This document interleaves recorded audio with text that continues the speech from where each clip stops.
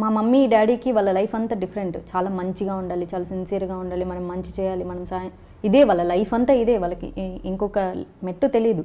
నేను ఒక్క వర్డ్ చెప్తే తనకు అర్థమైపోతుంది, ఓహో ఈ పాయింట్ ఆఫ్ వ్యూలో మా అమ్మాయిని చూస్తున్నారా అని. కానీ ఆ తర్వాత తను తట్టుకోలేదు, నాకు తెలుసు ఆ విషయం. నా అంత స్టబర్న్ అంటే సిచ్యువేషన్స్ లైఫ్లో మా అమ్మ ఫేస్ చేస్తుంది, కానీ ఇలాంటివి ఫేస్ చేయలేదు తను.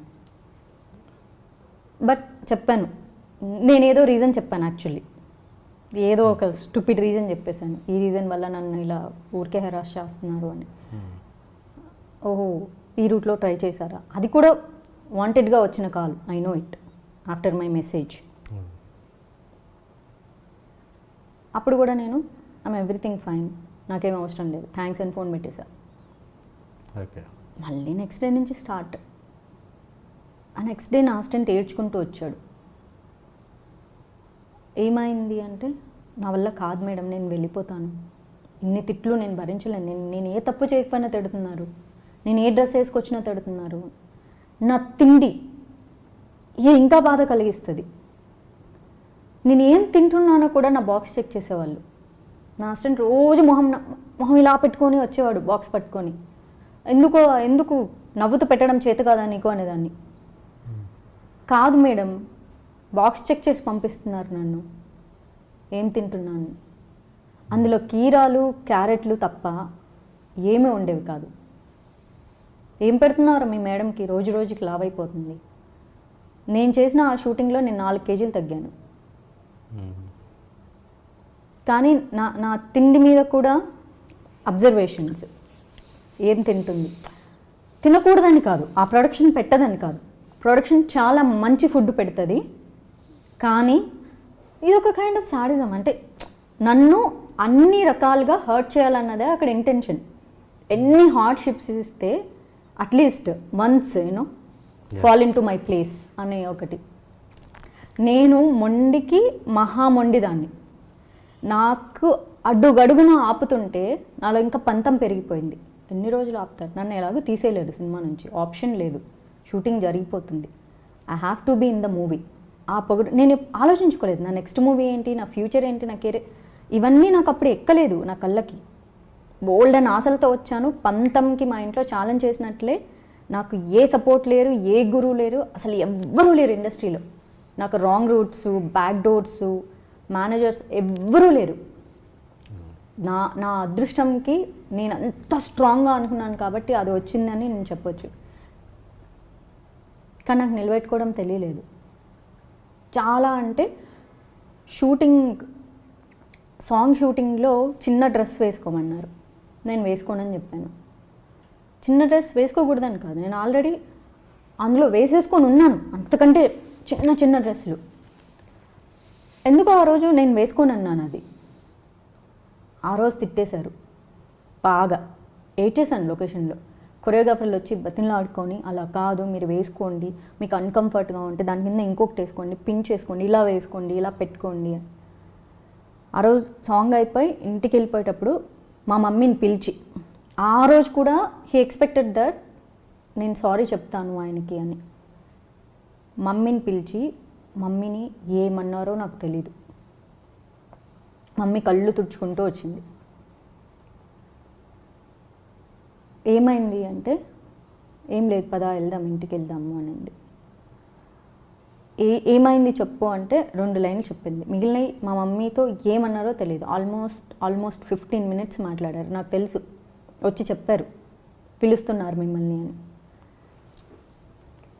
నువ్వు అందంగా ఉండవంట, అసలు చాలా స్టూపిడ్గా ఉంటావంట, అయినా కూడా నిన్ను హీరోయిన్గా క్యాస్ట్ చేశారంట,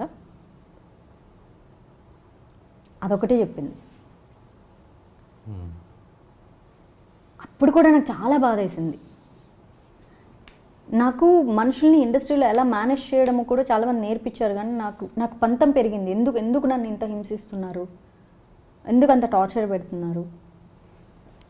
నాకు అప్పుడంత తెలివితేటలు లేవు నిజంగా, అంటే కొత్త కదా, లైఫ్ని అంతేం చూడలేదు నేను చూసిన నా చిన్ని ప్రపంచంలో చిన్ని మనుషుల్ని చూశాను. నాకు తర్వాత అనిపించింది, అంత టార్చర్ పెట్టడం ఎందుకు నన్ను ప్రతి నిమిషం. అంతగా ఇప్పుడు మనకు ఒకటి కావాలంటే అడుక్కుంటాము, ఉద్యోగిస్తాము, ఏదో చెప్తారు కదా, ఏంటది అడుక్కోవడం, దాన భేద ఏదో ఏదో ఉంటుంది కదా, బతిలో ఆడుకోవచ్చు, బుజ్జగించి, ఇన్ని ఆప్షన్లు ఉన్నాయి. డైరెక్ట్ సాడిజం ఎందుకు? సినిమా రిలీజ్ అయ్యి సినిమా చూస్తున్నాను, నాకు అసలు హ్యాపీనెస్ లేదు. ఆ సాంగ్ సినిమాలో నా పాట వస్తుంటే అందరూ ఎంజాయ్ చేస్తున్నారు, నాకు లేదు ఆ ఎంజాయ్మెంట్.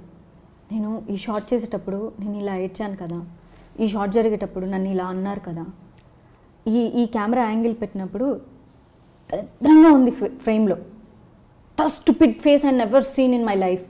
ఇలా I know that I'm beautiful, I know that I'm cute, అంటే ఏమనాలో తెలియక అన్నన్ని మాట్లాడుతుంటే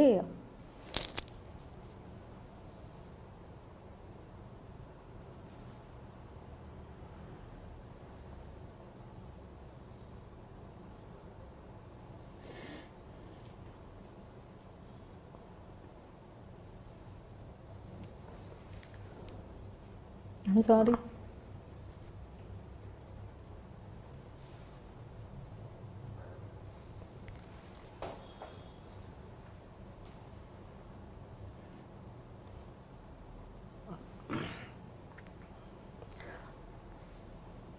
అంటే మమ్మీకి తెలియదన్నావు ఏంటి అంటే ఇలాంటి సిచ్యువేషన్ ఒకటి వస్తుంది, అమ్మాయిలంటే ఇలాంటి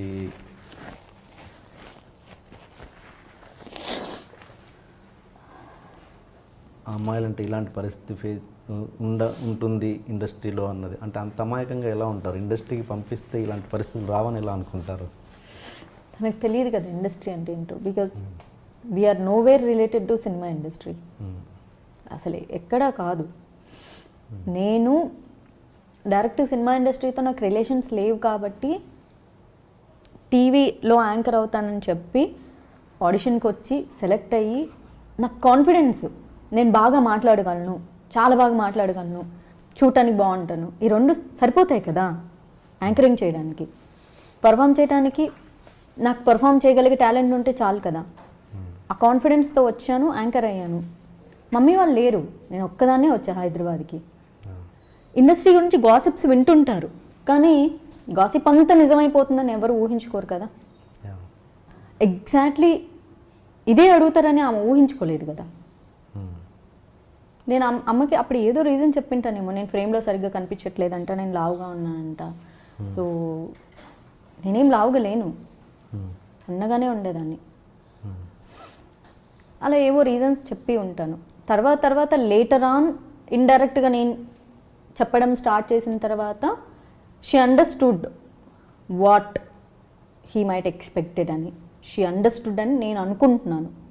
బికాజ్ నాకు మా మమ్మీతో అంత డీప్ ఇంటరాక్షన్ మాట్లాడేంత నాకు లేదు. She's like a normal Telugu mother, నేను అంత మాట్లాడలేను ఆమెతో. నేను అనేది ఏంటంటే మామూలు ఇంతకుముందు అన్న ఒక మాట ఏంటి, తను ఎందుకు ఒక మంచి ఫ్రెండ్ లాగా ఎందుకు ఉండలేవు అని అంటే అర్థం చేసుకోలేకపోయాను నేను. ఇప్పుడు నీ ఫ్రెండ్ అనే కదా అని అమాయకంగా అన్నావు. నువ్వు 1వ తరగతిలోనే 1 year బేబీలోనే ఒక మగవాడి టచ్ని అంత అర్థం చేసుకున్నదానివి, అన్నయ్యలు ముట్టుకుంటేనే ఇరిటేట్ అయ్యేదానివి, ఆ మాత్రం వాళ్ళ మీనింగ్ని అర్థం చేసుకోలేకపోయావా? టైం పట్టింది. అంటే నేను ఇప్పుడు నాకు క్లోజ్ ఫ్రెండ్ ఉంటారనుకోండి, నా ఫ్రెండ్ ఒక మాట అంటే నేను అందులో డబుల్ మీనింగ్ ఉందని నేను అనుకోను. ఎందుకంటే నేను పాజిటివ్గా చూస్తూ ఉంటాను కదా, అది నేను చెప్పేది.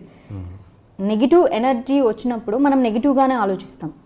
మనం ఒక మనిషి మీద మనకు నెగిటివ్ ఇంపాక్ట్ ఉంటే ఆ వ్యక్తి రామా అన్నట్లు అనిపిస్తుంది మనకు. పాజిటివ్గా చూస్తున్నప్పుడు మనం వెంటనే అంత దూరం ఆలోచించలేము. నాకు ఏమన్నాను, ఈ కాన్వర్జేషన్ జరిగింది అరౌండ్ 9:30 అలాగా. నాకు మంచి మిడ్నైట్ అంటే కరెక్ట్ 12 గంటలప్పటికీ స్ట్రైక్ అయింది. అంటే నా బ్రెయిన్కి రీచ్ అవ్వడానికి దాని మీనింగ్ అది కూడా, ఓహో అది ఇదే ఉంటుందా అని అప్పుడు రీచ్ అయింది. ఒక 2.5 గంట పట్టింది బ్రెయిన్కి. అంటే నేను చాలా పాజిటివ్గా థింక్ చేస్తున్నాను కదా అతని గురించి, చాలా పాజిటివ్గా థింక్ చేస్తున్నాను. నేను అంత ఊహించుకోలేదు ఈ ప్రొడక్షన్లో ఇలా ఉంటాయి అలా ఉంటాయి, ఎందుకంటే నేను ఎప్పుడు వినలేదు. Actually it's not a production house problem, అది చాలా మంచిది కదా. సో ఇలాంటిది ఉండదేమో, ఎందుకంటే ఇవన్నీ మూవీ ఆఫర్ ఇచ్చే ముందే ఉంటాయి, తర్వాత ఉంటాయని నాకు తెలియదు కదా.